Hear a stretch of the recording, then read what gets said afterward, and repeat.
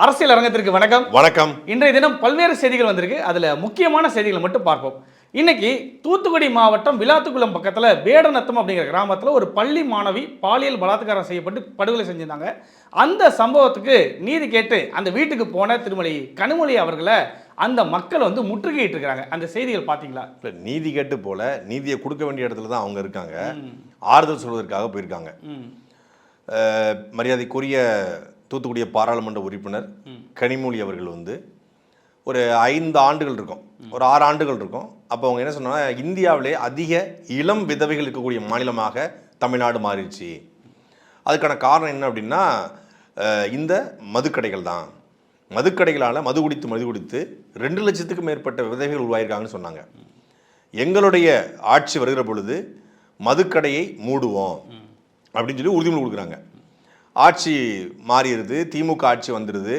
அப்போ பத்திரிகையாளர் போய் கேட்குறாங்க, நீங்கள் மதுக்கடையை மூடலாம் அப்புறம் இருக்கட்டும், மதுபான ஆலைகளை மூடலாம்ல அப்படின்னு கேட்குறாங்க. மதுவிலக்கை கொண்டு வந்துட்டாலே மதுபான ஆலைகளும் மூடப்படும்ல அப்படின்னு கடந்து போயிடுறாங்க. இந்த 5 ஆண்டுகளில் மட்டும் எண்ணற்ற பாலியல் வன்கொடுமைகள், பெண்களுக்கு எதிரான பல்வேறு குற்றங்கள், சர்வசாதாரணமாக வந்து கத்திய அருவாளை தூக்கி தெருவில் போய் மக்களை விரட்டுவது, வெட்டுவது, இது நடக்குது. மதுரையில் அழகர் ஆற்றுல இறங்கும்போது கஞ்சா போதையில் கத்தியை தூக்கிட்டு வெட்டுறான். கிருஷ்ணகிரியில் பார்த்தீங்கன்னா ஒரு திரையரங்க வாசல்லே கத்தியை வச்சு ஒருத்தன் சாலையில் உட்காந்து சாணம் பிடிச்சிக்கிட்டு இருக்கான். நாங்கள் நேரில் நடந்த சம்பவத்தை நம்ம பார்த்தோம். சர்வசாரமாக கிராமத்தில் போய் 9க்கும் மேற்பட்ட சம்பந்தம் இல்லாத, எந்த குற்றப்பின்னும் இல்லாத, எந்த விதமான சமூக பதட்ட செயல்களையும் ஈடுபடாத அப்பாவிகளை வெட்டி வீசினாங்க. அதே போல தான் இங்கே சிவகங்கை மாவட்டத்தில் ஒரு ஊருக்குள்ளே வந்து கத்தி வச்சு வெட்டுறாங்க. அது எல்லாத்தையும் தாண்டி தினம் தினம் செய்தியை தொடர்ந்தாலே வந்து குறைந்தபட்சம் ஒரு 2 பாலியல் வன்கொடுமையாவது ஏதாவது ஊரில். எல்லாமே பள்ளி மாணவிகள், குழந்தைங்க. போக்சோ கேஸ் அதிகரிக்குது. காரணம் என்னன்னு பார்த்தா போதை தான். அப்போ நீங்கள் வந்து மது போதையெல்லாம் இதை பண்ணுறான்னு தெரியுது. அப்போ அந்த மதுக்கடைகளை மூடுவோம் அப்படின்னு சொல்லி வாக்குறுதி கொடுத்து ஆட்சிக்கு வந்த திமுகவுடைய பாராளுமன்ற உறுப்பினர், திமுக துணை பொதுச்செயலாளர் மரியாதைக்குரிய கனிமொழி அவர்களை அந்த ஊர் மக்கள் எதிர்ப்பதில் எந்த விதமான இது இல்லைல்ல. நீங்கள் தானே வாக்குறுதி கொடுத்தீங்க, இந்த போதையினால தான் என் பிள்ளை இது போயிருக்கான். இன்னொன்று, ஒரு சுதந்திரம் அடைஞ்ச காலகட்டத்தில் ஒரு சாலை ஓரத்தில், ஒரு ரயில்வே கேட்டு பக்கத்தில், இல்லை வந்து இருட்டு பக்கத்தில் போய் பெண்கள் வந்து கழிவறைக்கு போகிறாங்க, இயற்கை உபாதைக்கு போகிறாங்கன்னா பரவாயில்ல. இன்றைக்கி வந்து சுதந்திரம் அடைஞ்சு 75 வருஷம் ஆச்சு. திராவிட கட்சி ஆட்சி பெண்களுக்கான ஆட்சின்னு சொல்கிறீங்க. திமுக ஆட்சிக்கு வந்து கிட்டத்தட்ட 60 ஆண்டுகளுக்கு மேலே ஆக போகுது. மாறி மாறி ஆண்டிருக்காங்க. 6 முறை திமுக ஆண்டிருக்கு, 7வது முறை ஆளை துடித்து கொண்டிருக்கு. 12ஆம் வகுப்பு படிக்கக்கூடிய மாணவி +2 தேர்வு நடந்துக்கிட்டு இருக்கு. இயற்கை உபாதை கழிக்க போன இடத்துல அந்த மாணவி வந்து போதை ஆசாமிகளால் பாலியல் வன்கொடுமை செய்யப்படுறான்னா, ஒரு குடும்பத்துக்கு தேவையான கழிப்படையை கூட இந்திய மோடியும் சொல்கிறாரு, வீட்டுக்கு வீடு கழிவறை, வீட்டுக்கு எல்லாருக்கும் வீடு, எல்லாரும் சொல்கிறாங்க. அப்போ அது வெற்று வார்த்தையாக தான் இருக்கா அப்படிங்கிற கேள்வி பிறக்குது. ஒரு படிக்கிற பிள்ளைக்கு கூட இங்கே பாதுகாப்பு இல்லை அப்படின்னா எவ்வளவு கொடூரமானது. ஒரு விரக்தியினுடைய உச்சத்தில் தான் நம்ம ஊர் மக்கள் திரண்டு சாலை மறியலில் ஈடுபடுறாங்க. இன்னைக்கு கனிமொழியை வந்து மறித்து தங்களுக்கான நியாயத்தை கேட்குறாங்க. இது முழுக்க முழுக்க ஆட்சியாளருடைய தவறு. நீங்கள் ஒரு குடிமகனுடைய பாதுகாப்பை உறுதிப்படுத்த வேண்டியது உங்களுடைய வேலை. பாதுகாப்பை உறுதிப்படுத்துவதை தாண்டி அவனை யாரும் பாதிக்காத அளவுக்கு சூழலை உருவாக்கணும்.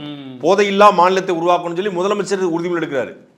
துணை முதலமைச்சர் உதயநிதி ஸ்டாலின் போதையின் பாதையில் போகாதீர்கள் சொல்லி போதை பேரணி நடத்துறாரு, உறுதிமொழி எடுக்கிறாங்க.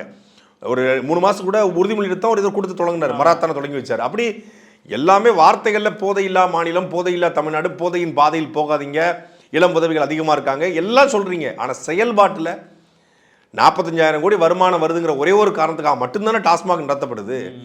இப்போ டாஸ்மாக இந்த ஆட்சி வந்தால் கடைசி அறிவிப்பு வரும் பாருங்க, நீங்கள் எழுதி வச்சுக்கொள்ளுங்க. இந்த ஆட்சியில் கடைசி அறிவிப்பாக நாங்கள் டாஸ்மாகை படிப்படியாக குறைப்போங்கிற அறிவிப்பு வரும்.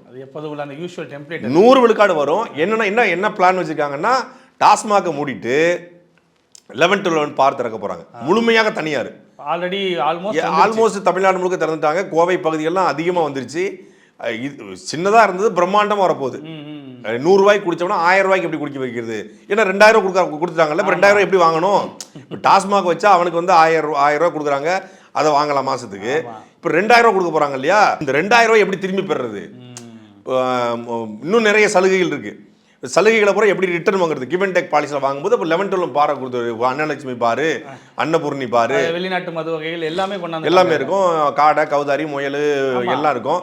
எல்லாம் சாப்பிட்டு கூத்தடிச்சு 11 மணிலேருந்து 11 மணிக்கு கூத்தடிச்சுக்கோ, என்னவும் பண்ணிக்கோ. அப்போ போதை இருக்கும்.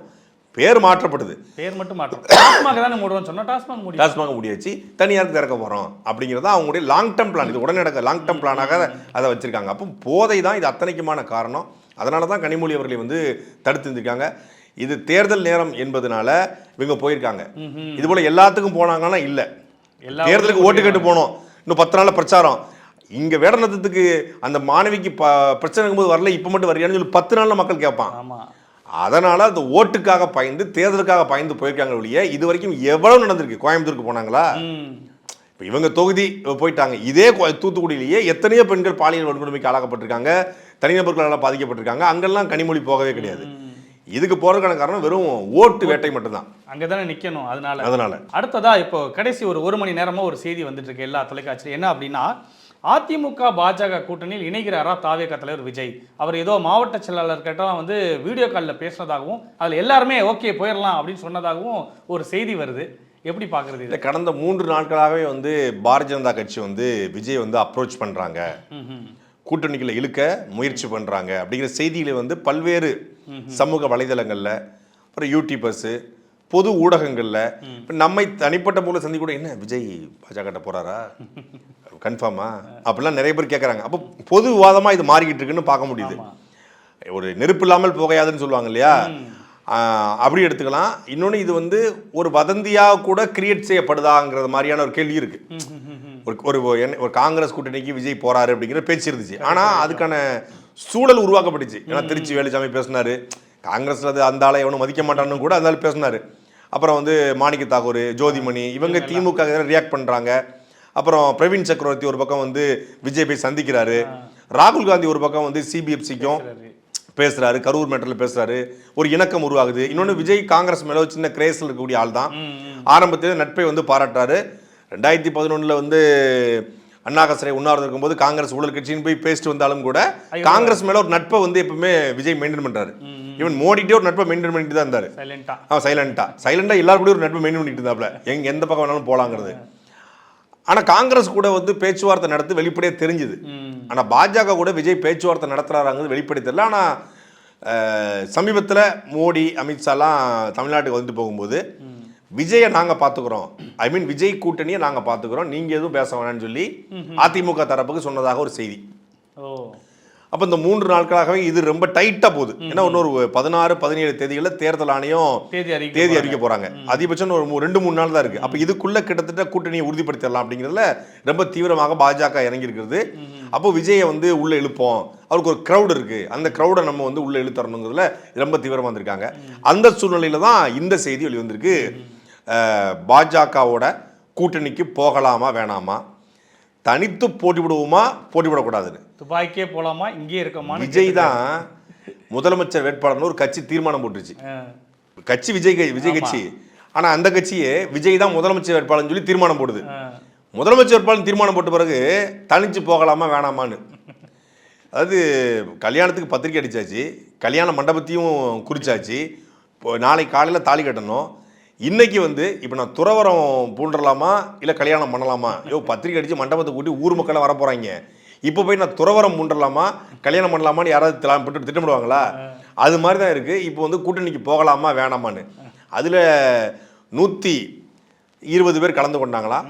98 மாவட்ட செயலாளர்கள் வந்து, இது புதிய தலைமுறையுடைய அபிஷியல் செய்தி தான், 98 மாவட்ட செயலாளர்கள் வந்து கூட்டணிக்கு போகலாம் அப்படின்னாங்க. போயிடலாம் எப்பா, இவங்க கூட இருந்து நம்ம வந்து வீதிக்கு தர்மடி வாங்க முடியாது, செலவு பண்ணி சாக முடியாது, அங்கன்னா மேல இருக்கோம் பார்த்துக்குவோம் அப்படின்னு சொல்லி பகவான் பார்த்துக்குவார், பகவான் ஆரத்தி எடுப்பாங்க, பகவான் பார்த்துக்குவார்னு சொல்லியிருக்காங்க. 98 பேர் இப்படி சொன்னதாக தானே செய்தி வந்துச்சு. மீதிக்கு 22 பேர் என்ன சொன்னாங்கன்னு செய்தி வரல. மீதிக்கு 22 பேர் என்ன சொல்லியிருப்பாங்க அப்படின்னா, திமுக கூட போகலான்னு சொல்லியிருப்பாங்க. அங்க போறதுக்கு இங்க போயிடலாம் இல்ல, அவங்களுக்கு அவ்வளவுதானே, அவங்களுக்கு ஏதோ ஒரு கூட்டணிக்கு போகணும். நீங்க நான் எனக்கு தாவேக்கால இன்னைக்கு ஆக்டிவா இருக்கக்கூடிய மாவட்ட செயலர் ஒரு 4 பேர் எனக்கு ரொம்ப நெருக்கமானவங்க, அப்பத்திலே நண்பர்கள் மாவட்ட செயலர் இருக்காங்க. ஆனா விஜயை பத்திலாம் அவங்க தப்பாலாம் பேச மாட்டாங்க, விஜயை விட்டு கொடுக்க மாட்டாங்க எப்போதுமே. என்னுடைய கருத்துக்கு அண்ணே என்னென்ன எங்கள் ஆளை போட்டு இப்படி அடிக்கிறீங்க எங்கள் தளபதி என்ன இப்படி பேசுறீங்க அப்படி தான் சொல்லுவாங்க. விஜய் விட்டு கொடுத்துலாம் பேசுறது கிடையாது. விஜய்க்கு உண்மையாக இருக்கக்கூடிய மாவட்ட செயலர்கள் அவங்க என்கிட்ட சொன்னது என்னென்னா, இந்த 1.5 வருஷத்தில் நானே 1.5 கோடி செலவு பண்ணிட்டேனே, கட்சி தலைமையிலேருந்து ஒத்த பைசா வர்றதில்ல, நானே நிறைய செலவு பண்ணிட்டேன், எல்லாருமே செலவு பண்ணி ட்ரை ஆகிட்டோம், இந்த தேர்தலில் செலவு பண்ணோம்னா எங்கள் சொத்தெல்லாம் விற்றாதான் செலவு பண்ண முடியும், ஏதாவது ஒரு மேஜிக் வந்து தளபதி பண்ணிடுவாருங்கிற நம்பிக்கையில் நாங்கள் இருக்கோம், கூட்டணிக்கு போகலை அப்படின்னா என்ன நடக்கும்னே தெரியாது, அப்படியே வந்து நாங்கள் எல்லாரும் ஸ்தம்பிச்சு தான் போகணும், கூட்டணிக்கு போய் ஒரு 4-5 எம்எல்ஏ அடித்தோம் அப்படின்னா அது ஓரளவுக்கு நாங்கள் நிற்கலாம்னு நம்ம ஆசையில் இருக்கிறோம். எல்லாருக்குமே எம்எல்ஏ ஆசை இருக்குது, அந்த கட்சியில் கூடிய எல்லாருக்குமே எம்எல்ஏ ஆசை இருக்குது. இப்போ நீங்கள் நாம் தமிழர் கட்சியிலனா எம்எல்ஏ ஆகும், எம்பி ஆகணும், ஆசை என்பதை விட ஒரு அரசியல் கருத்தை விதைக்கிறோம், ஒரு அடித்தளத்தை போடுறோம், ஒரு பேஸ்மெண்ட்டை கட்டமைக்கிறோம், ஒரு கொள்கையை மக்கள்கிட்ட கொண்டு போய் சேர்க்குறோம், நல்ல அரசியலை விதைச்சி அதன் மூலமாக இந்த ஒரு அரசியலை கட்டமைக்கிறோம். நாம் ஜெயிக்கலாம், ஜெயிக்காம போகலாம், ஆனால் நிச்சயமாக இந்த தத்துவம் ஜெயிக்கணுங்கிற உறுதிப்பாடோட எல்லா வேட்பாளரும் நிற்கிறாங்க. அப்படிதான் 2016, 21, 24 இந்த 26 காலத்தில் கம்யூனிஸ்டுகள் அப்படி ஒரு காலத்தில் நின்னாங்க. ஆனால் தாவேகாவை பொறுத்தளவில் எல்லாருமே உடனடியாக ஜெயிக்கணும், இந்த தேர்தலில் ஜெயிச்சிடணும், இந்த கிரேஸோடு ஜெயிக்கணும், ஒரு தடவை நம்மளும் எம்எல்ஏ ஆகி பார்த்துடணும்.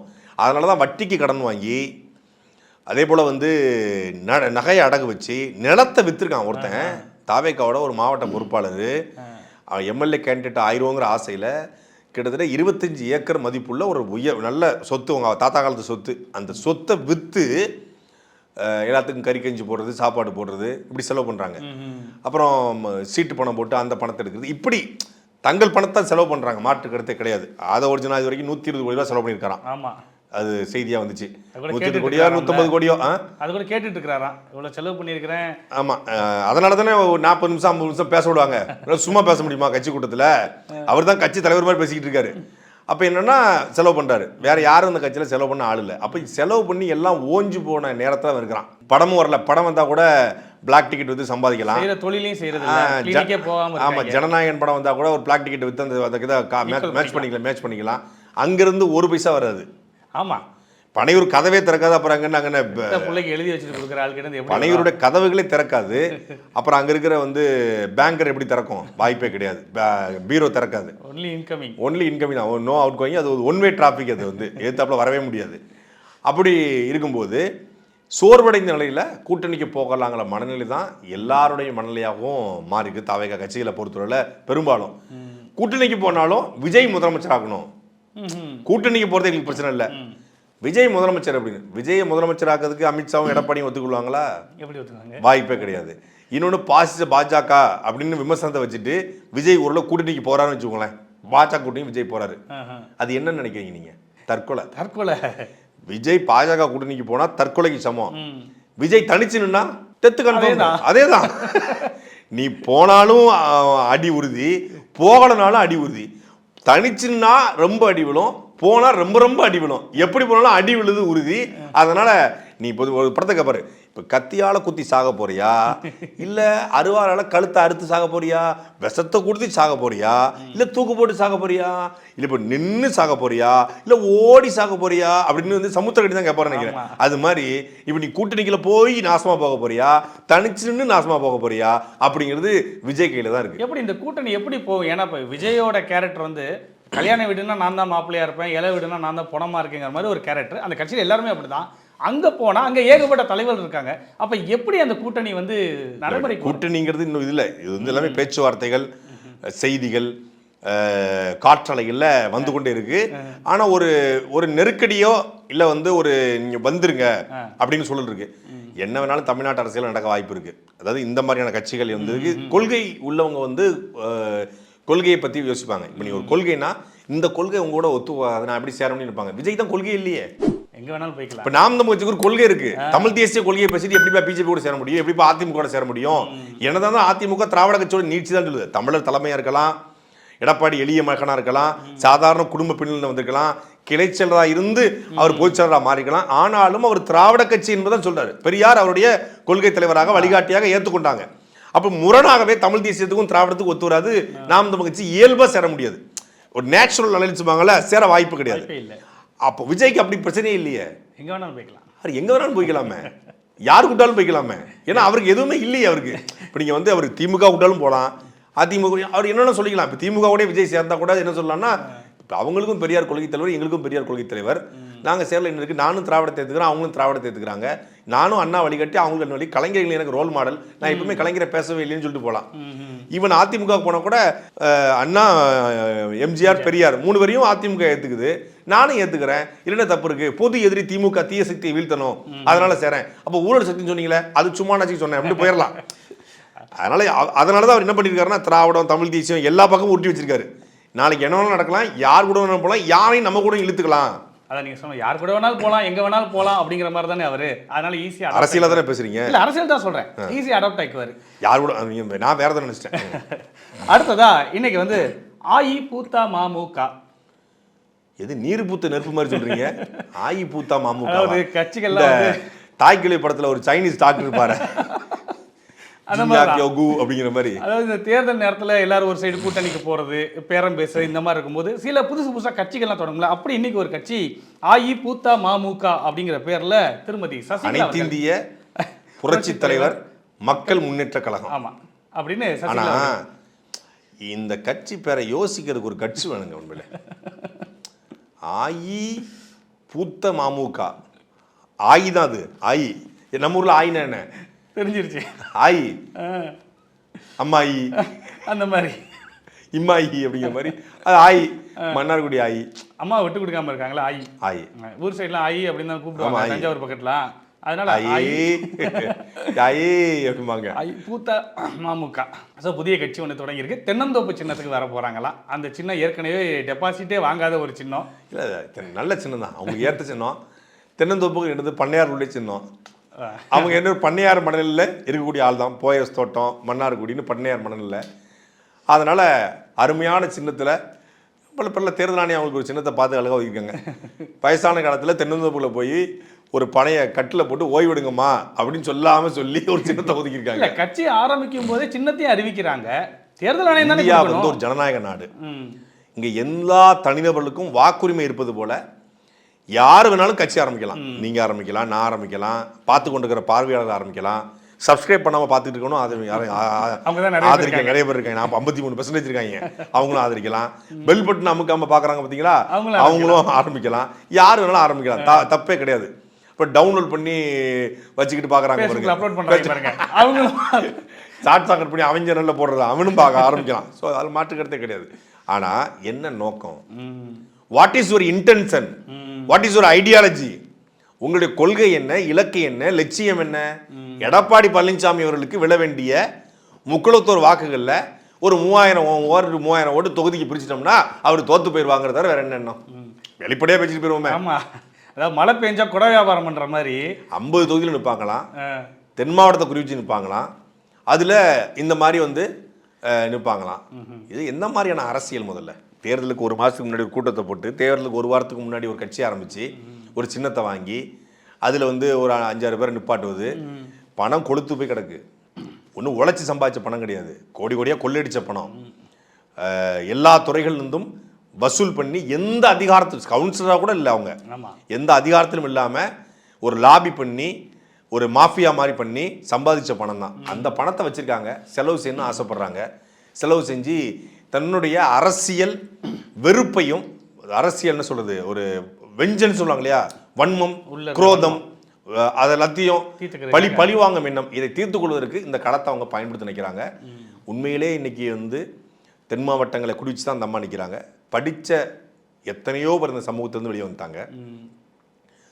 அவர்களுக்கு நான் வந்து கல்லூரி கட்ட போகிறேன், நான் பள்ளிக்கூடம் கட்ட போகிறேன், நான் வந்து அவங்களுக்கான ஒரு ஐஏஎஸ் இன்ஸ்டியூட் ஆரம்பிக்க போகிறேன், இதில் முக்குளத்தோர் சமூகத்தை சார்ந்தவர்களும் பிற்படுத்தப்பட்டவர்களும் படித்து ஒரு 100 ஐஏஎஸ் 100 ஐபிஎஸ் வரணும் அப்படின்னு மரியாதைக்குரிய சசிகலா அவர்கள் வந்து சொன்னாங்கன்னா உண்மையிலே ஹேட்ஸ் ஆப்னு சொல்லலாம். எல்லாருமே சின்னமானே கூப்பிடுவாங்க, எல்லாருக்கும் நானே கூப்பிடுவேன். இன்னைக்கு வந்து நாங்குநேரி பகுதிகளில், திருநெல்வேலி பகுதிகளில் தொடர்ச்சியாக கலவரம் நடக்குது. பண்ணுறவங்க யாரெல்லாம் நான் இதை வருத்தத்தோட பதிவு பண்ணேன், பல பேர் நம்மளால் வருத்தப்பட்டாங்க. படித்தவன் எல்லாருமே, அந்த படித்தவனுக்கு அவனுக்கு ஒரு வழிகாட்ட ஆள் இல்லை. எல்லாமே கூலி வேலைக்கு போகிற மக்கள், சாதாரண ஏழைகள். அவங்க வழிகாட்ட ஆள் இல்லாமல் தவறான பாதையில் போகிறான். அவனை நல்வழிப்படுத்த பணம் இருக்கு உங்ககிட்ட. நீங்கள் உண்மையிலே சமூகப்பற்று, இந்த சமூகத்தில் நான் பிறந்திருக்கிறேன், ஏதாவது செய்யணும் அப்படின்னு ஆசைப்பட்டுனா வேலுநாச்சர் பேரெல்லாம் அவங்க பயன்படுத்துகிறாங்க. அப்படிப்பட்ட நீங்க ஒரு ஒரு ஃபேக்டரி ஆரம்பிங்க, ஒரு தொழிற்சாலை ஆரம்பிங்க, வேலை வாய்ப்பை கொடுங்க. பணமா இல்லை, போயஸ் தோட்டத்தில் 75 வயசுல 250-300 கோடிக்கு வீடு கட்டி வாழக்கூடிய நீங்க எவ்வளவு செய்யலாம். இன்னைக்கு வந்து செத்த பிறகும் அன்னை தெரசா போன்றவர்கள் எத்தனையோ பேர்கள் வந்து நிற்கிறாங்க அப்படின்னா அவங்களுடைய கருணையால் நிற்கிறாங்க. அந்த வள்ளல் குணத்தில் நிற்கிறாங்க. நீங்கள் வந்து இறக்க வேண்டாம், தொழிற்சாலை கட்டுங்க, அதில் வருமானத்தை பெருக்குங்க, அதில் ஒரு 1000 பேருக்கு வேலை கொடுங்க. ஒரே சமூகத்தை சார்ந்தவர்களே கொடுத்துட்டு போங்க, தப்பு கூட கிடையாதுங்கிறேன். ஒரே சமூகத்தை சார்ந்தவர் கூட வேலை கிடைங்க, ஃபில்டர் பண்ணி கூட எடுங்க. இந்த காலேஜுங்க வெறும் முக்குளத்தூருக்கு மட்டும்தான் கூட ஆரம்பிங்க, தப்பு கிடையாது. அதில் ஒருத்தர் படிக்கட்டும். எத்தனையோ இன்ஸ்டியூட் இருக்குல்ல, அது போல பள்ளிக்கூடம் ஆரம்பிங்க. இப்படி கல்வியை கொடுங்க, வேலை வாய்ப்பு கொடுங்க. ஒரு ஃப்ரீ ஹாஸ்பிட்டல், நெப்போலியன் ஒருத்தர் நடிகர் அமெரிக்காவில் இருக்காரு, தன் மகன் பேரில் வீரநல்லூர் அம்பாசமுத்திரத்தில் வீரநல்லூரில் ஒரு மருத்துவமனை ஆரம்பிச்சு மிக குறைந்த விலையில் மகனை போலவே வந்து இந்த ஸ்பெஷல் சைல்டு ஆட்டிசம் பாதிக்கப்பட்ட எத்தனையோ பேருக்கு ட்ரீட்மெண்ட் கொடுக்குறாரு. அப்படி எத்தனையோ பேர் இருக்காங்க. அது மாதிரி நீங்க பண்றதுதான சமூக பணியா இருக்க முடியும். அது பண்ணிட்டு அரசியலுக்கு வாங்க, அன்னப்போஸ்டா ஜெயிப்பீங்க. நீங்க முத்துராமலிங்க தேவர் சமூகத்தில் பிறந்ததுனால யாரும் வந்து ஓட்டு போடல. குற்றப்பரம்பரை சட்டத்தை எடுத்து போராடினாரு, தொழிலாளருக்கு ஆதரவாக சிறைப்பட்டாரு, மதுரை மீனாட்சி அம்மன் கோயிலில் ஒடுக்கப்பட்ட மக்களுடைய ஆலய பிரவேசத்தில் போது நின்னாரு, பல்வேறு தலைவர்களை உருவாக்குனாரு, மக்களுக்காக போராடி சுபாஷ் சந்திர போஸ் படை கட்டும் போது இங்கிருந்து ஆட்களை திரட்டி அனுப்பிச்சாரு. அதனால அவரை வந்து தொகுதிக்கு வராமலே ஓட்டு போட்டான். அவர் தேவமாருங்கிறதுக்காக ஓட்டு போடல, அவர் இந்த சமூகத்தில் பிறந்து பொதுவையாக எல்லாருக்கும் நின்னாரு, ஓட்டு போட்டான். அப்படி அம்மையார் சசிகலா அவர்கள் உண்மையிலே அவங்க வெளிப்படையா குறிப்பிட்ட சமூக மக்களைத்தான் கணக்கு குறிவைத்து நிற்கிறாங்க. அப்படிங்கும்போது அவங்களுக்கு பண்ணுங்க, உங்களை கொண்டாடுவாங்க. அடுத்ததா ஒரு முக்கியமான செய்தி என்னன்னா, இன்னைக்கு காலையிலேருந்து எப்படியாவது உங்ககிட்ட இருந்து ஏதாவது வந்துடாதான்னு வெயிட் பண்ணுறாங்க. என்னன்னா, திருமதி காளியம்மாள் அவர்கள் 1 வருடம் கழித்து இன்னைக்கு அதிமுகவில் சேர்ந்திருக்கிறாங்க. ஒவ்வொரு தனிநபருக்கும் எந்த அரசியல் கட்சியில் பயணிக்கணும், எந்த அரசியல் கட்சியில் இணையணும் அப்படிங்கிற உரிமை இருக்குது. நான் முன்னாடி சொன்னதுதான், கட்சி ஆரம்பிக்கிறதுக்கு எவ்வளோ உரிமைகள் இருக்கோ அதுபோல் ஒரு கட்சியில் சேருவதற்கான எல்லா உரிமைகள் இருக்குது. காளியம்மாள் அவர்கள் நாம் தமிழர் கட்சியில் பயணித்தாங்க.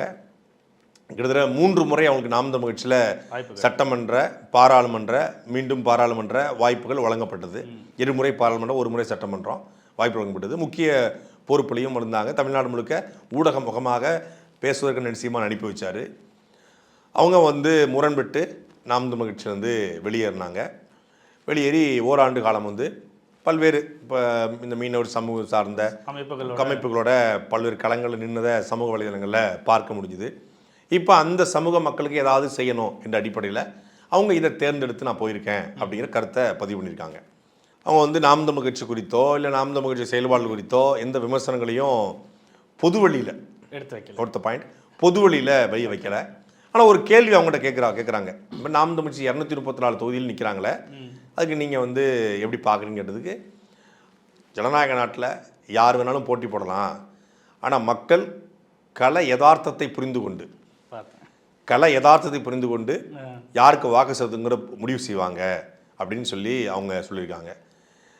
இங்கே யதார்த்தம், சாத்தியம் இதெல்லாம் இல்லை, தேவையில்லையா அவ்வளோதான். தொடர்ச்சியாக இங்கே ஒரு ஊழல் நடக்குது, அந்த ஊழலை ஒழிக்கணும். லஞ்சம் வாங்கப்படுது, அந்த லஞ்சத்தை ஒழிக்கணும். ஓட்டுக்கு பணத்தை கொடுத்து வாங்கக்கூடிய ஒரு முறை இருக்குது. ஓட்டுக்கு பணம் கொடுப்போன்னு பாவி அந்த பணத்தை வாங்கிட்டு ஓட்டு போடும் தேச துரோகி என்கிற தெய்வ திருமணர் முத்துராமலிங்கத்துடைய வாக்கு இருங்க. உங்களுடைய தங்கம் போன்ற வாக்களை தவிட்டுக்கு வித்துறாதீங்கிற அண்ணாதுரையோட வாக்கு இணங்க. சில ரொட்டி துண்ணலுக்காக உங்களுடைய உரிமைகளை பறிகொடுத்துறாதீங்கிற புரட்சியாளர் அண்ணல் அம்பேத்கருடைய வாக்கு இணங்க. ஒரு நேர்மையான அரசியலை கட்டமைக்குன்னு சொல்லி நாம் தமிழர் கட்சி களத்தில் நிற்குது. அதை நம்பி 36 லட்சம் பேர் வாக்கு செலுத்தியிருக்காங்க. இது எல்லாமே நாம் தமிழர் கட்சியுடைய ஐடியாலஜிக்கு கிடைச்ச வாக்கு தான், நாம் தமிழர் கட்சி புதிய ஐடியாக்களுக்கு கிடைச்ச வாக்கு தான். அதனால எங்க யதார்த்தம்லாம் ஒன்றும் கிடையாது. எது வேணாலும் மாறும். இன்னைக்கு உலகம் முழுமைக்கும் யார் ஆண்டு கொண்டிருக்காங்கன்னு பார்த்தா எல்லாமே சிறுபான்மை அவங்க தான் ஆண்டுகிட்டு இருக்காங்க. இன்னைக்கு வந்து புர்கினோ பாசோங்கிற நாடு, இப்ராஹிம் ட்ரோடே, அவர் வந்து வெறும் 38 வயசு தான். இன்னைக்கு அவர் தான் புர்கினோ பாசோனுடைய அதிபர். கிட்டத்தட்ட 3 ஆண்டுகளில் அந்த நாட்டை வந்து கடன் வாங்காத நாடாக மாற்றி கொண்டிருக்கார். கடனில் மூழ்கின ஒரு நாட்டை, என் மண்ணின் வளங்கள் என் மக்களுக்கு, வைரம், தங்கம், பருத்தி, தக்காளி, இது மட்டும் தான். தக்காளி இதை வச்சு அடித்து கொண்டு போயிட்டு இருக்காப்புல. அதே போல் வந்து சென்ட்ரல் அமெரிக்காவில், மத்திய அமெரிக்காவில் எல் சால்வடார் அப்படின்னு ஒரு நாடு இருக்குது. எல் சால்வடார் 2019 அதிகாரத்துக்கு வந்த அந்த நாட்டினுடைய அதிபர் சரியாக 6 ஆண்டுகளில் உலகத்திலே அதிக கொலைகள் நடக்கக்கூடிய நாடு எல் சால்வடார். இன்னைக்கு வந்து உலகத்திலே லீஸ்டாக கொலைகள் நடக்கக்கூடிய நாடாக அதை மாற்றிருக்காரு. ஃபுல் கேங்ஸ்டர்ஸ், அருமையான நாடு, அழகான நாடு. அதை வந்து முழுமையாக மாற்ற முடியுது. எல்லாமே ரொம்ப சிறியவர்கள், என்ன சொல்றது, மைனாரிட்டி பீப்புள் தான். மைனாரிட்டினா சமூக பின்னணியில் சொல்லலை, ஓட் பெர்சன்டேஜ் தான் மைனாரிட்டி. எப்படி நம்ம 8.2 வச்சிருக்காங்க நாம் தமிழ் கட்சி, அது போல 8.2 3.2.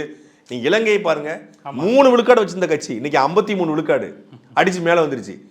இலங்கை அதிபர் நல்லது செய்யறாரு கெட்டது செய்யறாரு தாண்டி ராஜபக்சே குடும்பத்தை வீழ்த்தி பொருளாதார பிரச்சனைக்கு பிறகு ஒருத்தர் மேலே வர ஒரு கம்யூனிஸ்ட் பேக்ரவுண்ட் உள்ளவர் ஒருத்தர். அந்த கட்சி மீது நமக்கு உடன்பாடு கிடையாது, ஆனால் அங்கே சாத்தியப்படுது. அதுபோல இங்கேயும் சாத்தியப்படுங்க. தேவையா தேவையில்லையா? கல்வி, மருத்துவம், தூய குடிநீர் இதை இலவசமாக கொடுப்பேன்னு நாம் தான் சொல்லுது.